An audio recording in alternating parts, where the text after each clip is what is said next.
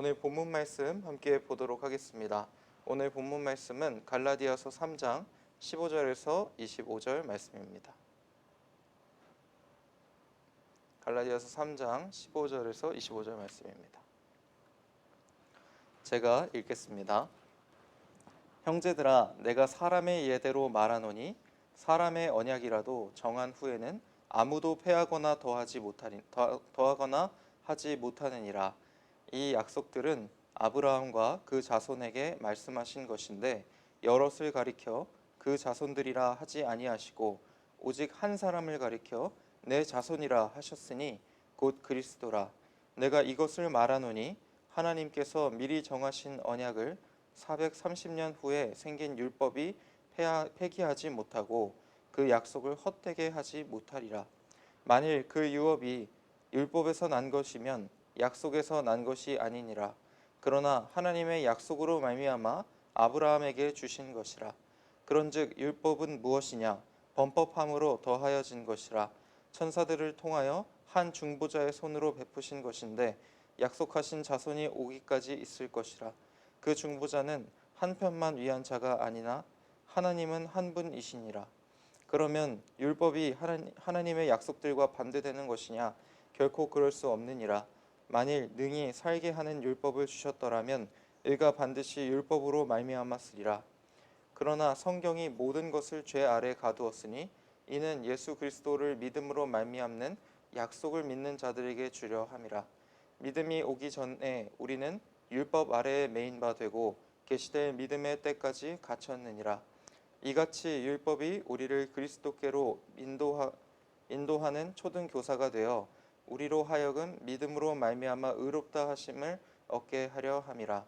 믿음이 온 후로는 우리가 초등 교사 아래에 있지 아니하도다. 아멘.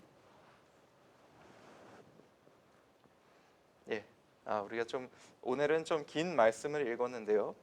우리가 갈라디아서의 본론으로 들어오면서 바울이 구원을 받았음에도 불구하고 어떤 유대인의 전통과 율법을 지켜야 되는 것에 대해서 속상하게 생각하고 또 그것이 주님의 복음을 없애버리는 것이라고 갈라디아 교인들에게 강조하였습니다.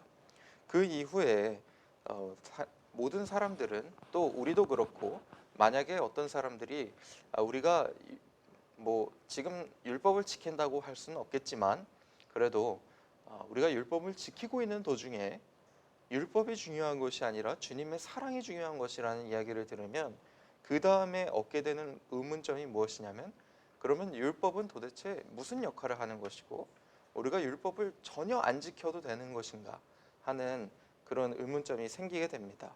우리가 지금은 율법을 지키지 않지만 이 율법이 탄생하게 된 모습을 생각해 보면 사실은 우리 그리스도인의 삶에서 오늘날에도 율법과 비슷한 모습들을 찾아볼 수가 있겠습니다.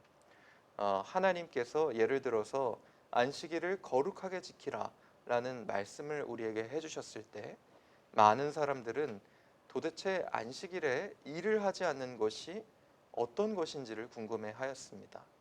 그래서 사람들이 서로 약속을 정해 놓은 것입니다. 그래서 서로 법을 정해서 우리가 전구를 가는 것, 그리고 물건을 옮기는 것, 농사를 짓는 것은 일을 하는 것이라고 하자. 그렇지만 밥을 먹는 것은 일을 하는 것이 아니다. 이런 식으로 어떤 규칙을 정해서 율법을 세워 놓은 것입니다. 그래서 율법은 사실은 하나님의 약속을 더 잘 지키기 위한 장치로 사람들이 만들어낸 것입니다. 오늘날 우리 그리스도인의 삶에도 우리가 많은 신앙적인 노력들을 더하고는 합니다. 우리가 구원받고 주님의 복음을 받아들여서 예수님이 정말로 나를 사랑하시고 십자가에 못 박혀서 나를 죽으신 것을 여러분들이 깊이 묵상하시고 그것으로 인하여서 내가 정말 주님 안에서 변화됐다 라고 했을 때 우리가 그 다음으로 해나가는 것이 무엇이냐면 신앙적인 노력인 것 같아요. 우리가 예배에 나오고 기도하고 말씀을 읽습니다. 그리고 그런 삶 속에서 우리가 신앙생활을 해나가는데요. 오늘은 바울이 우리의 신앙적인 노력 그리고 이 율법, 이런 율법의 모습과 또 하나님께서 처음에 우리에게 해주신 그 약속이 어떻게 어떤 원리로 서로에게 의미가 되어 가는지, 또 어떤 의미로 지금 우리 마음속에서 대치가 되고 있는지를 설명해 주고 있습니다. 그래서 지금 여기서는 율법에 대해서 이야기하고 있지만 이 말씀 자체가 우리와 아예 연결이 안 되는 것은 아니라는 것입니다. 오늘 말씀에서 율법을 보면서 우리의 신앙적인 노력에 대해서 함께 돌아보기를 원합니다. 바울은 율법의 어떤 율법 이전의 하나의 개념을 또 제시하는데, 그것이 무엇이냐면 바로 언약입니다. 그래서 하나님께서 우리에게 약속을 해주신 것에 대해서 설명을 하고 있는 것입니다. 그래서 15절을 보면 형제들아 내가 사람의 예대로 말하노니, 사람의 방식, 사랑의 전통을 예시로 든다는 것입니다. 그래서 사람의 언약이라도 정한 후에는 아무도 폐하거나 더하거나 하지 못하느니라.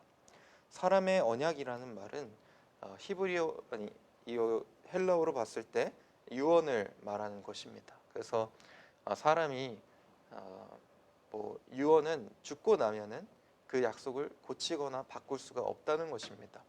제가 두 아들이 있는데 첫째 아들은 가난하고 둘째 아들은 부자여서 제가 죽기 전에 첫째 아들에게 제 유산을 모두 물려주기로 결정했었는데, 제가 죽고 나서 일주일이 지나니까 둘째 아들이 폭삭 망해버렸다고 생각을 해보십시오. 그런다 하더라도 제 유언이 첫째 아들을 향해 있기 때문에 어쨌든 그 첫째 아들은 상황과 또 환경의 변화에 관계없이 그 약속이 지켜지는 것을 볼 수밖에 없는 것이죠. 그래서 이것으로 무엇을 이야기하려고 하는 것이냐면, 하나님께서 우리를 향해서 먼저 약속을 해주셨고 율법은 그 이후에 생겨났다는 것을 이야기하고 있습니다. 그래서 하나님께서는 맨 처음에 아브라함을 통하여서 우리 모두를 향한 약속을 해주셨습니다.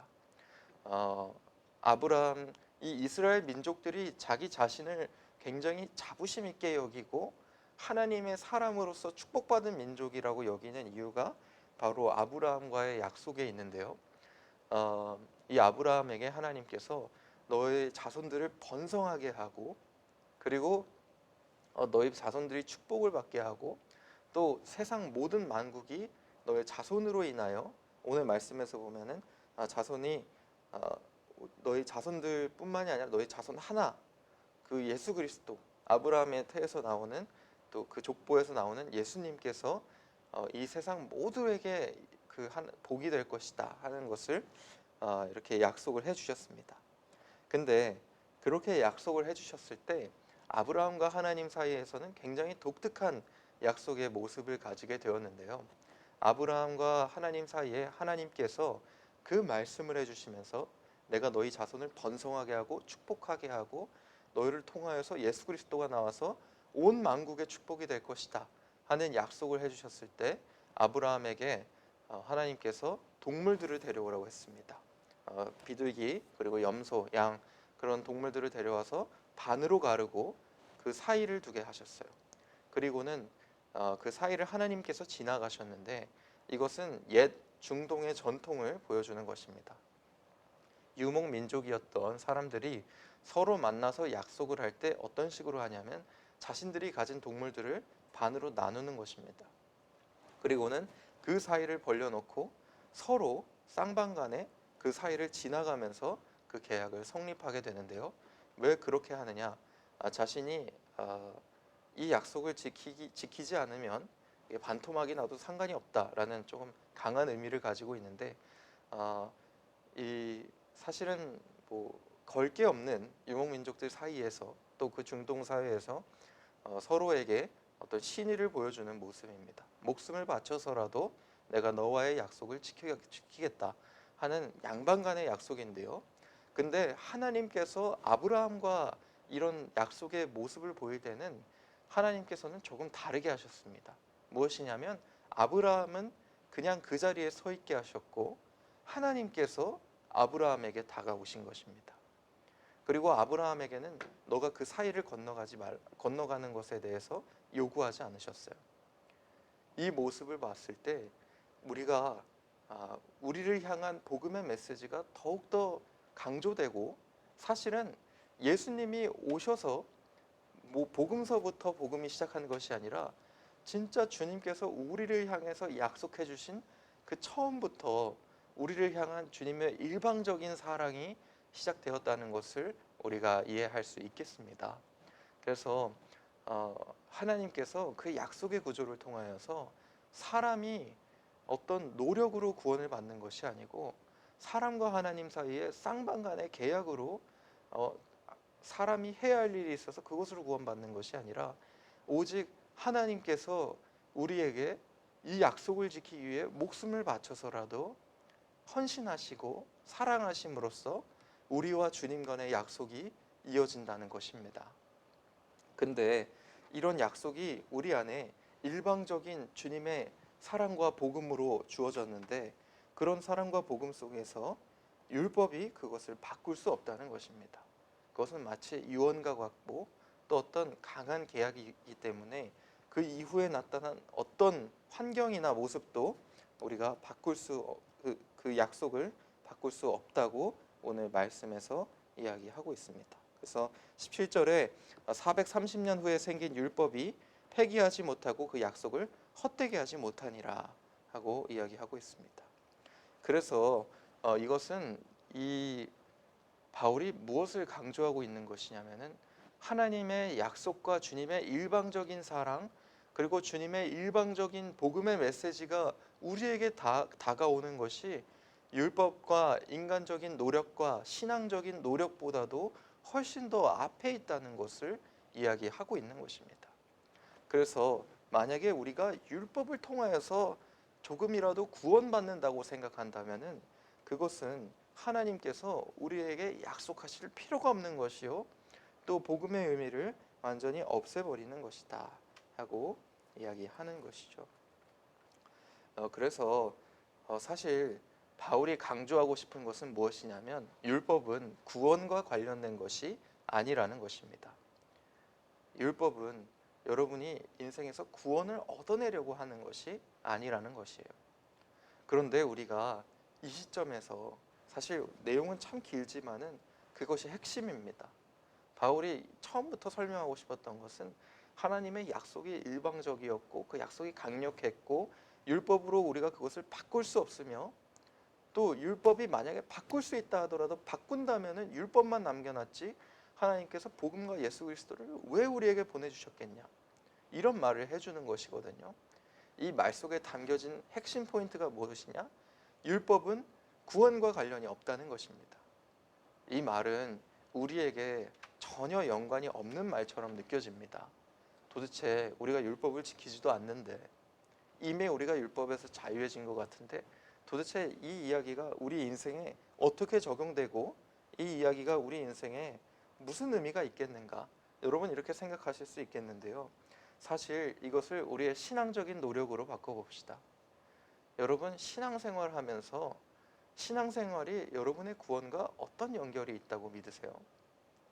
많은 사람들이 우리가 신앙생활을 하면서 무슨 게임에서 레벨을 올리는 것처럼, 운동에서 실력을 쌓아가는 것처럼, 우리가 말씀을 읽으면 어떤 것을 강조하냐면 말씀을 몇 시간 읽었는지 강조하죠. 기도해도 마찬가지입니다. 기도를 몇 시간 했는지 우리가 강조해요. 예배를 몇 년이나 했는지, 교회를 몇 년이나 출석했는지를 우리가 강조합니다. 그것에서 우리가 무엇을 볼 수 있냐면, 우리의 신앙생활에서 우리의 노력을 더하는 모습들을 볼 수가 있어요. 어쩌면 우리의 신앙생활에서 이 신앙적인 노력이 우리 구원과 직접적인 연관이 있다라고 제가 감히 말할 수는 없겠습니다. 그렇지만 많은 사람들이 우리의 신앙 속에서 노력을 쌓아놓고 삽니다. 우리가 성경을 1년에 몇 번이나 읽었는지, 기도를 몇 시간이나 했는지, 교회를 얼마나 출석을 했는지, 우리가 그런 것을 지나치게 강조하고 우리 마음속에 그것을 어떤 자랑으로 여기고 쌓아놓고 산다는 거예요. 근데 주님께서 원하시는 방향이 아닙니다. 오늘 바울이 설명하는 모습을 보십시오. 오늘 바울이 설명하는 모습 속에서는 이런 율법들이 누군가의 자랑이 되거나 이런 율법들을 통하여서 어떤 우리의 신앙의 놀라운 성과, 성적으로 표현하는 것에 대해서 굉장히 큰 경고를 하고 있는 것입니다. 그렇게 되었을 때 주님의 온전한 사랑을 우리가 느낄 수 없다고 이야기하는 것이에요. 사실 우리는 성경을 1년에 몇 번 읽었는가를 중요하게 생각하는 것이 아니라 성경을 한 장을 읽었더라도 그대로 살아가는가가 중요한 것이죠. 그리고 여러분, 기도를 몇 시간 했는가가 중요한 것이 아니라 기도를 통하여서 하나님의 뜻을 깨닫고 주님과의 인격적인 관계를 해나가는 것이 중요한 것입니다. 교회를 몇 년을 다녔는가가 중요한 것이 아니라 교회 속에서 공동체로서 하나님 안에 깊은 교제를 누리고 또 교회 안에서 주님을 만나고 서로를 위로해주고 사랑하는 것이 중요한 것입니다. 그런 것이 우리 인생에서 몇 시간 기도하고 몇 년 사역했고 몇 번 읽은 것보다 훨씬 더 중요한 것입니다. 근데 우리가 그런 모습들을 잘 발견하지 않잖아요. 오늘 말씀에서 율법의 정확한 의미를 더욱더 제시해 줍니다. 21절 보면 그러면 율법이 하나님의 약속들과 반대되는 것이냐? 결코 그럴 수 없느니라. 그래서 율법을 하지 말라는 겁니까? 하고 물어본다면 그게 아니라는 것입니다. 그게 아니라 22절을 보면 그러나 성경이 모든 것을 죄 아래 가두었으니 이는 예수 그리스도를 믿음으로 말미암는 약속을 믿는 자들에게 주려 함이니라. 무슨 말을 하는 것이냐면 율법은 사실은 구원에 관련된 것은 아니지만 예수 그리스도를 믿는 믿음 안에서 우리가 해 나가야 되는 우리의 모습이라는 것이고, 또 성경이 모든 것을 죄 아래 두었다는 말은 우리가 우리 힘으로 해 나가봤자 사실은 우리가 죄 아래에 있기 때문에 구원을 우리 힘으로 얻을 수 없다는 것을 의미하고 있습니다. 그래서 우리의 율법으로 처음 느껴야 되는 것이 무엇이냐면, 이 갈라디아 교인들이 율법을 지킴으로써 처음 깨달아야 되는 것이 무엇이냐면, 아, 하나님께서 필요하시구나 하는 것을 깨달아야 하는 것입니다.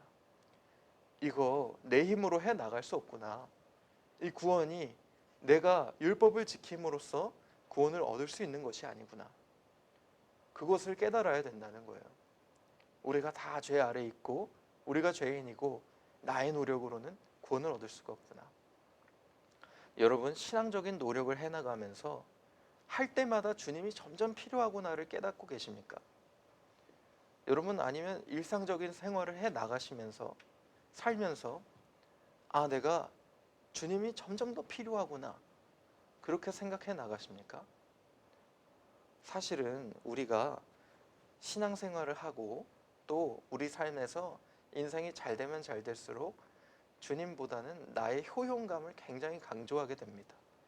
내 힘으로 여기까지 이렇게 낸 것, 나의 철저함, 나의 꼼꼼함, 나의 열정, 우리가 이런 것들을 가지면서 우리가 주님을 밀어내게 돼요. 그래서 우리가 이 율법, 우리 신앙적인 노력, 우리 인생에 주님 앞에서 하는 모든 노력들 앞에서 처음으로 깨달는 것이 무엇이냐면, 우리가 그런 것들을 통해서 하나님이 필요하다는 것을 궁극적으로 알아야 된다는 것입니다. 주님이 필요한 것이다. 우리가 일을 하고 또 노력을 하면서 나를 드러내고 나를 쌓아놓고 내 노력으로 내 업적만을 생각하면서 하는 것이 아니라 우리가 온전히 본질을 바라보고 우리가 그 안에서 노력과 하나님 안에서의 열정을 가져야 되는 것이죠. 23절부터 25절까지는 초등교사 아래에 있는 우리의 모습이 나와요. 그래서 믿음이 오기 전에 율법 아래 메인바 되었을 때는 우리가 마치 초등교사 아래에 있었는데 이제는 우리가 초등교사 아래에 있지 아니하도다. 이 초등교사는 로마 시대에 교육을 하는 노예들을 말합니다. 그래서 이 귀족들의 자녀들이 부모의 어떤 직접적인 교육을 받는 날도 있지만은 보통은 교육을 하는 노예들이 어떤 상벌의 관계를 강조하면서 옆에 계속 붙어 다니면서 그 아이의 행동을 교정하고 교육하는 모습을 가지고 있는 것입니다. 이 모습은 이 모습을 초등교사라는 말을 한 이유가 무엇이냐면 어떤 상벌 관계에 기초된 굉장히 기본적인 인격 관계를 바울이 지적하고 있는 것이에요. 우리가 인간적인 노력으로 살게 되면은 사실은 여러분, 많은 사람들이 이런 얘기 하잖아요. 우리가 바리새인만큼 살 수 있으면 얼마나 좋겠는가. 목사님들이 이런 얘기 많이 하지 않습니까? 바리새인들이 얼마나 신앙 좋아 보이게 살았는지 몰라요. 매일매일 기도하고 자신이 예배에 나오면 무조건 가난한 사람들을 돕는 것이 바리새인의 모습이었습니다. 세상에 많은 사람들이 그 바리새인들의 모습을 보면은 정말 저렇게 율법을 지키면서 살면은 구원 안 받을래야 안 받을 수가 없겠다라고 생각을 할 것입니다. 그렇지만 이 바리새인들의 모습은 사실은 문제가 있습니다. 그것이 무엇이냐면 그가 율법을 가지고 인간적인 노력으로 구원을 받는다고 생각을 한다면은 결국에는 그들의 율법은 점점 더 좁아질 수밖에 없습니다. 율법이 얼마나 가혹하고 율법이 얼마나 지키기 힘든 것임을 그들이 깨닫게 되는데요. 그러면서 주님의 진정한 뜻을 따르기보다는 율법 자체만을 따르게 된다는 것이에요. 만약에 주님이 살인하지 말라, 십계명에 살인하지 말라 이렇게 이야기했는데 예수님께서 분명히 강조하셨던 것이 무엇이냐면 너희들이 어떤 정서적으로 남을 멸시하거나 모욕하는 것도 똑같이 살인죄를 저지르는 것이라고 이야기했어요. 그런데 만약에 우리가 율법만을 지키는 것으로 또 율법을 어떤 구원의 연결점으로 생각하게 된다면은 사람들은 내가 남을 죽이지 않았으니까 내가 구원받기 충분하다라고 생각할 것입니다. 그런데 우리가 율법을 구원과 연결시키지 않고 내가 구원받은 이후에 하나님 앞에 지켜야 되는 우리의 모습으로만 생각한다면은 내가 사람을 죽이진 않았지만 남들을 모욕하거나 남들을 멸시하는 것도 하나님 앞에 살인이 될 수 있구나를 인정할 수 있는 거예요. 그래서 인간적인 노력을 우리 복음 안에 더하는 사람보다 우리 복음을 있는 그대로 받아들이는 사람들이 좀 더 하나님의 뜻을 잘 지킬 수 있고 또 하나님 안에서 올바른 하나님의 뜻을 찾을 수가 있는 것입니다.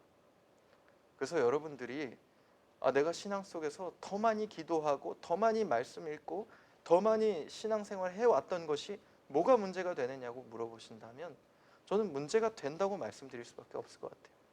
왜냐하면 그런 모습 속에서 우리가 내가 더 많이 읽었는데 그 중에 따르지 못하는 말씀은 무엇인가를 찾지 않고 내가 더 많이 기도하고 더 오랫동안 기도한 그 삶에서 우리가 기도를 통하여서 하나님 앞에 무엇을 순종했는지를 우리 인생에서 찾지 않고 우리가 오랫동안 신앙생활 해왔다고 생각하면서 예배의 자리에서 교회 안에서 우리 인생에서 어떻게 사역해 나가는지를 우리 자신을 돌아보지 않게 된다는 말입니다. 그래서 여러분 우리가 이 율법과 구원의 관계가 성경에서는 사실은 굉장히 많이 나와요. 갈라디아서뿐만이 아니라 다른 말씀 속에서도 굉장히 많이 나옵니다. 이 이스라엘 이 첫 초대 교회에 굉장히 주된 문제였던 것 같아요. 우리는 읽으면서 또 율법이냐, 로마서를 읽으면서도 율법 얘기 나오고 갈라디아서를 읽으면서 또 율법 얘기가 나옵니다. 그리고 우리와 관계가 없는 것 같지만 사실은 우리와 밀접한 관계가 있어요. 주님께서 이 성경을 남겨놓으신 것은 성경에 너무나도 많은 이야기들이 다양하게 들어갈 수 있지만 주님이 앞으로 우리 모든 그리스도인들에게 해당되는 말씀을 우리에게 남겨준 것입니다. 여러분이 여러분의 복음에 여러분의 신앙적인 노력을 섞어왔다면 여러분 이제는 그것을 내려놓을 때가 되는 것입니다. 그리고는 그것을 좀 더 다른 의미로 받아들일 때가 됐어요. 우리가 초등학생 때 초등교사가 과외 선생님이 붙었다고 상상해 보십시오. 그리고 그 과외 선생님이 떠나고 나면 자기 마음대로 하는 사람은 잘못된 사람일 것입니다. 그런데 그 과외 선생님이 떠나고 나서도 그 가르침이나 그들이 우리에게 알려준 그런 자세와 태도는 남아있게 되고 그대로 살게 되는 것이죠. 그래서 우리가 어떤 율법의 모습이 우리 구원에 직접적인 관계는 없습니다. 그렇지만 그 율법을 우리가 구원받고 나서 하나님 안에서 우리가 주님께 다가가는 도구와 주님께 다가가는 통로로 사용받는 것이지, 우리가 율법을 우리 구원의 어떤 신앙적인 노력을 우리 구원에 섞어서는 안 되는 것입니다. 그래서 여러분들이 신앙생활을 하시면서 만약에 나의 신앙생활 속에서 그래도 나의 노력이 어느 정도 해왔다고 생각하신다면, 물론 그 신앙적인 노력은 굉장히 의미 있는 것이고 귀한 것이겠지만 우리가 좀 더 성숙한 신앙을 가질 필요가 있는 것입니다. 하나님 안에서 우리가 주님을 더욱더 필요로 하는 신앙적인 노력을 할 필요가 있고, 그 다음에 하나님 앞에서 우리가 더욱더 구원과 관계 맺지 않고 더욱더 넓고 주님의 뜻을 온전히 따를 수 있는 모습으로 우리의 노력을 이어나가야 되는 줄로 믿습니다. 그래서 여러분, 앞으로 여러분이 초등교사로부터 자유해지는 그런 온전한 믿음의 사랑을 누리는 여러분이 되시기를 주님의 이름으로 축원합니다. 이 시간 제가 축도하고 마치도록 하겠습니다. 이제는 우리 구주 예수 그리스도의 은혜와 하나님의 사랑과 성령님의 교제 교통하심이 이제는 하나님 안에서 우리가 주님을 필요로 하는 노력을 해나가기를 원하는 우리 예본교회 성도들 머리 위에 이제로부터 영원토록 함께 있을지어다. 아멘.